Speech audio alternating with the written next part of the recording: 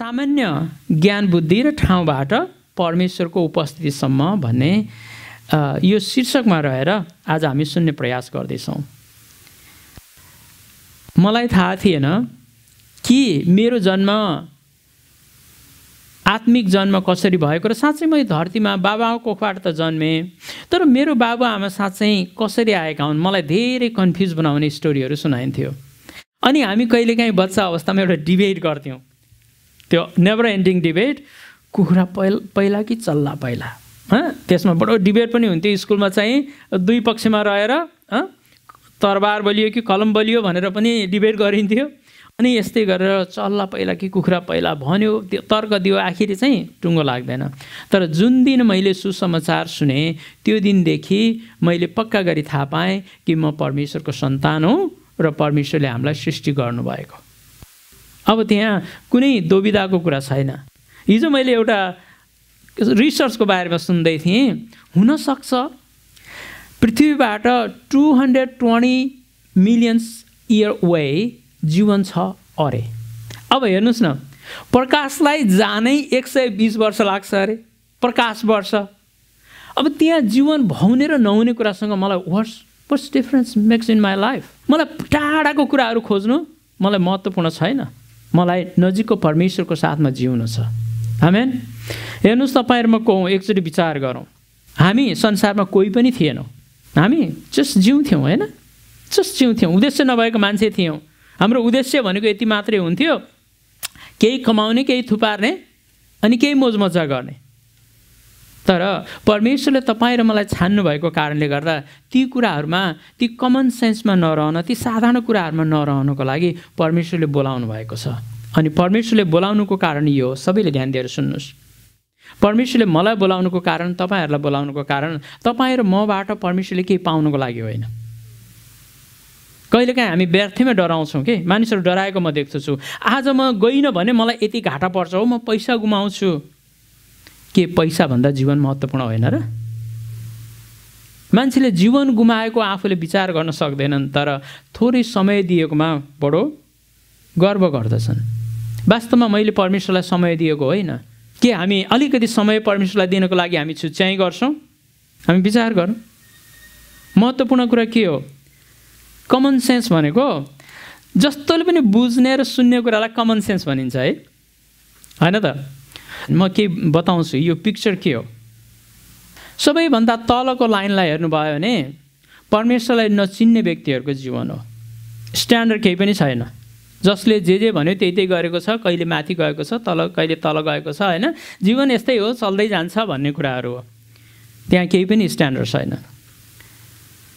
तर दोस्रो लाइनमा चाहिँ अलिकति स्ट्यान्डर्ड छ। यो स्ट्यान्डर्ड म यसरी हेर्छु, तपाईँले यसलाई विभिन्न तरिकामा हेर्न सक्नुहुन्छ। प्रभुलाई चिनेको, मण्डलीमा आएको, परमेश्वरको वचनको स्तर जानेको, तर कहिले तल, कहिले माथि, कहिले तल, कहिले माथि हुँदै बुढो भएको। यस्ता व्यक्तिहरू मण्डलीमा छन् कि छैनन् होला? तर यस्ता व्यक्तिहरू छन् जुन राष्ट्रहरूको आशा मण्डलीका मेरा दाजुभाइ दिदीबहिनीहरू हुन्, जो कि जीवनमा गाह्रो अप्ठ्यारो पर्छ नै, तर परमेश्वरको वचनलाई आधार बनाएर अगाडि बढिरहेका हुन्छन्। कहिलेकाहीँ फेरि परिस्थितिहरू आउँछन्, अलि डाउन भए जस्तो नि हुन्छ, तर पहिलाको जस्तो डाउन जाँदैन, अलिकति तल गए पनि फेरि अलि माथि जान्छ। र इभेन्चुअली यो पिक्चर कस्तो हुन्छ त? लामो रफ्तारमा हेर्ने भने यो चाहिँ बिस्तारै बिस्तारै बिस्तारै बिस्तारै माथि पुगेको हुन्छ। परमेश्वरले आज तपाईँलाई र मलाई नगन्यलाई बहुमूल्य बनाउनु भएको छ। तपाईँको हृदयले तपाईँलाई ढाडस दिनुपर्छ। मैले चित्र कोर्दै गर्दा म आफूलाई कोरेको, तपाईँले कसरी हेर्नुहुन्छ मलाई थाहा भएन, तर make sense or give some kind of sense here, होइन? हामीलाई केही भन्छ यसले कि म बढिरहेको छु कि छैन, थोरै भए पनि म बढेको छु कि छैन प्रभुमा। आफूले एकचोटि हेरौँ त। परमेश्वरले हाम्रो लागि तयारी गरेर राख्नुभएको उहाँको सिंहासनको नजिकै बस्ने भनेर हामीलाई बाइबलले ठेगाना लगाएको छ। आज बिहान आएँ अनि वचनको तयारी गर्दै थिएँ, ब्याकयार्डमा गएर एक मुठी माटो लिएँ। अनि मैले विचार गरेँ, म त माटो नै हो, तर परमेश्वरले त्यो माटोलाई जीवन दिनुभयो। जीवन दिनु मात्र भएको होइन, नाश नहुने जीवन दिनुभएको। आज परमेश्वरलाई हामीले अझै एकचोटि उठेर परमेश्वरलाई धन्यवाद दिए पनि खेर जाँदैन। उठ्नुहोस्, आउनुहोस्, परमेश्वरलाई धन्यवाद दिउँ। आउनुहोस्, हामी परमेश्वरलाई अन्तस्करणदेखि नै धन्यवाद दिउँ। बस्दिनुहोस्। कहिलेकाहीँ हामी जीवनको बाटो जान्दैनौँ प्रियहरू। हामी बुद्धिमानी भएर अमेरिका आएको होइन, म होइन। मैले खोज्दै खोज्दै म यो ठाउँमा आउँछु भने मैले योजना बनाएको होइन। तर मलाई थाहा छ यो परमेश्वरको योजना हो। आज तपाईँ राष्ट्रको आशा मण्डलीमा हुनु तपाईँको इच्छाको कुरा मात्रै होइन, परमेश्वरको योजना हो। हेर्नुहोस् त संसारलाई, यति ठुलो संसार छ, यति धेरै देशहरू छन्, अनि तपाईँ किन यो सहरको पनि आज यस मण्डलीमा बसी परमेश्वरको महिमा गर्दै हुनुहुन्छ? यो परमेश्वरको योजना हो, हाम्रो योजना होइन। त्यसैले जब हामी परमेश्वरको योजनालाई महिमा दिन्छौँ, जब त्यसलाई मूल्य दिन्छौँ, हाम्रो जीवन मूल्यवान हुन्छ। मैले भने तपाईँलाई आज म अब्राहमको बारेमा कुरा गर्छु। अब्राहमको स्टोरी पढ्दा उनका बाबा कनानतिर जाँदै थिए। उत्पत्ति 12तिर जानुहोस् र हेर्नुहोस्। उनी चाहिँ आफ्नो परिवारलाई लिएर कनानतिर जानको लागि निस्केको कुरा पाउँछौँ। परमेश्वरले हाम्रा बाबुआमाहरूबाट, हाम्रा अगुवाहरूबाट हामीलाई कहीँ डोर्याउँदै हुनुहुन्छ। तर यो पिक्चर अहिलेसम्म हामीलाई सबै थाहा नहुन सक्छ। अब्राहमलाई पनि थाहा थिएन। तर एउटा कुरा मैले बाइबलमा के सिकेँ भने तपाईँ जाँदै गर्नुहोस्, परमेश्वरले साथ दिँदै गर्नुहुन्छ। आमेन। तपाईँ जाँदै गर्नुहोस्, परमेश्वरले ढोका खोलिदिनुहुन्छ। त्यसैले मैले 1 वर्ष पछाडिको देखेको छैन भनेर अहिले प्रभुमा विश्वास गर्ने चिन्तित हुनु पर्दैन।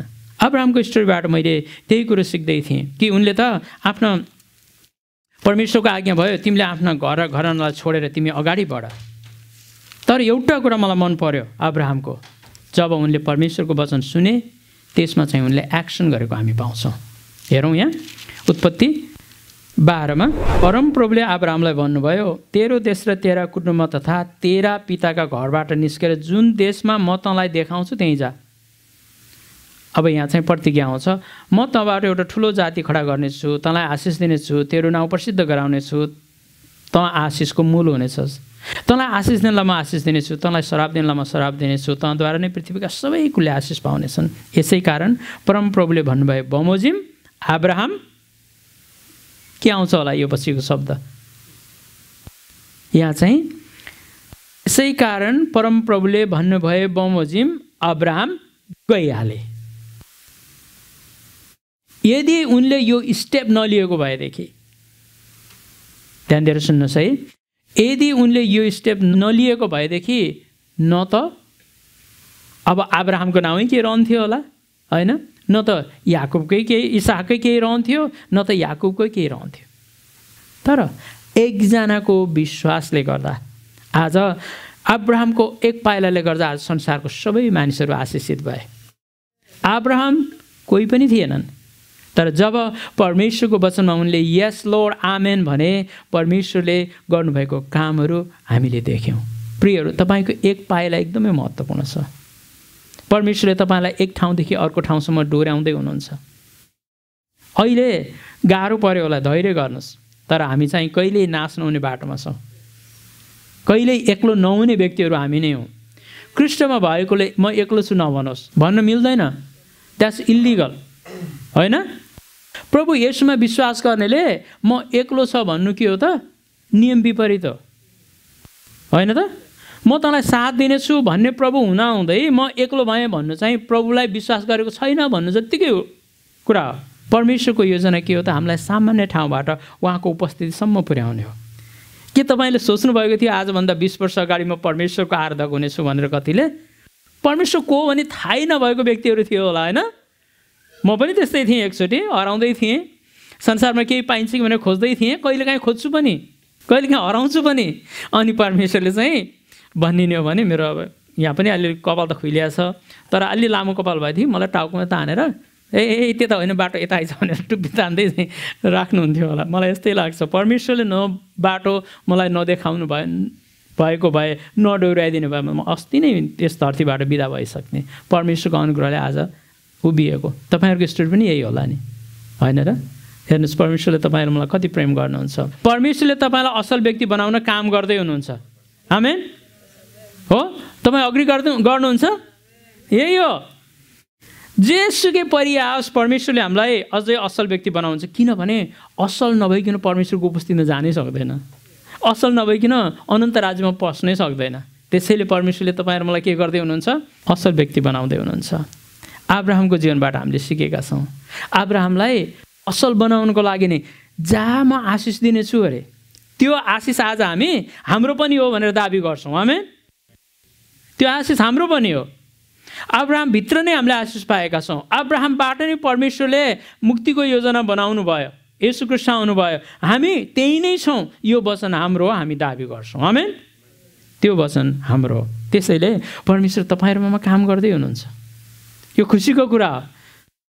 सारा सृष्टिको मालिकले तपाईँ र मलाई एक एक ठाउँमा काम गर्ने जिम्मेवारी दिनुभएको छ। त्यो न त कसैले खोज्छ, न त त्यहाँबाट रिजाइन हुनुपर्छ, न त त्यहाँ कुनै कम्पिटिसन छ। हामी त आफ्नो ठाउँबाट आमेन भनेपछि हामी अगाडि बढ्न सक्छौँ। त्यो ठाउँमा परमेश्वरले तपाईँ र मलाई बोलाउनु भएको छ। यसैले अब्राहमलाई थाहा थिएन कहाँ जाँदैछन्, तर परमेश्वरलाई थाहा थियो कहाँ लाँदै हुनुहुन्थ्यो। परमेश्वरले अब्राहमको बाबाको जीवनदेखि काम गर्नुभएको थियो। तिनलाई कनान भन्ने देश कस्तो राम्रो छ भनेर सुनेका थिए, तर त्यो सुन्ने सबै योजना परमेश्वरले गर्नुभएको होइन र। त्यसैले फेरि उनी गएर बसेको ठाउँदेखि अब्राहम अब यहाँदेखि म तँलाई यो ठाउँमा डोर्याउँछु। एकजनाले मात्रै मिसन पुरा नगर्ने रहेछ। त्यसैले मिनिस्ट्रीमा सबै किसिमका व्यक्तिहरू चाहिन्छन्, पुस्तौँ पुस्ता चाहिन्छ। एउटाले एक ठाउँबाट लिन्छ, अर्कोले अर्को ठाउँबाट पिकअप गर्छ, अर्को ठाउँले अर्को ठाउँबाट पिकअप गर्छ। परमेश्वरको राज्य अगाडि बढिरहन्छ। एकजनाले सबै कम्प्लिट गर्नुपर्छ भन्ने छैन। प्रियहरू, तपाईँहरू परमेश्वरको काम गर्दाखेरि मैले मात्रै गर्नुपर्छ भन्ने बोझ नलिनुहोस्। तपाईँलाई दिएको जिम्मेवारी मात्र पुरा गर्नुहोस्, होइन र। त्यस पछाडि मैले जिम्मेवारीलाई के गर्ने हो? पास गर्ने हो। यो त कस्तो भने एउटा खेलमा रिले खेल भनेको तपाईँले खेल्नुभयो। रिले खेलमा एकजना विजयी हुँदैन नि। रिले खेलको एकदम राम्रो पक्ष भनेको के हो? टिम विजय हुन्छ के। अरू 100 मिटरमा दौडिने एकजना मात्रै विनर हुन्छ, तर रिले खेलमा जतिजना छन् त्यतिजना विजयी हुन्छन्। त्यसैले हामीले एक्लै अर्कालाई दौडिँदाखेरि दौडी दौडी दौडी दौडी भनेर उतापट्टि गएर त्यो उसले दिन लागेको कुरा लिनको लागि एकदम तयारी भयो, दौड्यो, होइन। आखिरीमा के हुन्छ त? एउटा टिमले जित्छ। प्राइज पाउँदाखेरि हामी सबैजनाले पाउँथ्यौँ कि 4-5जनाले पाउँथ्यौँ। बडो आनन्द आउँथ्यो। परमेश्वरले तपाईँहरूमा हरेकलाई विजय बनाउन बोलाउनु भएको मण्डलीमा। आमेन। आउनुहोस् हामी अगाडि बढौँ। योभन्दा अरू बेर ठाउँ छैन प्रियहरू। संसारमा कहीँ यस्तो ठाउँ छैन, संसारमा अरू कोही छैन महिमाको योग्य।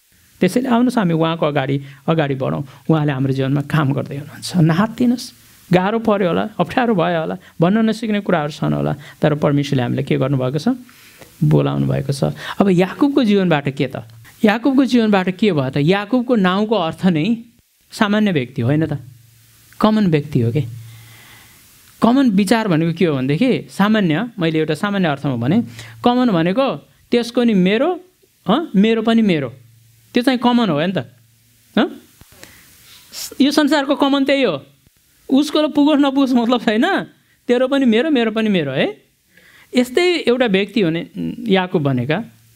तर पछि चाहिँ उनले परमेश्वरको त्यो सबै परमेश्वरले हिँडाउनु भएको बाटो हिँडे नि, होइन। सबै परमेश्वरको योजना हो, तर उनी सामान्य व्यक्ति हुनु भने मैले भन्छु। मलाई यस्तो पनि लाग्यो कि बाइबलमा भएको कुनै पात्रलाई दोष लाउने हाम्रो कुनै अधिकार छैन। ती सबै परमेश्वरद्वारा चलाइएका हुन्। आमेन। के याकुबको कुरा गरेर हामी याकुबभन्दा गतिलो छौँ त? हुनुहुन्छ कोही? म छैन।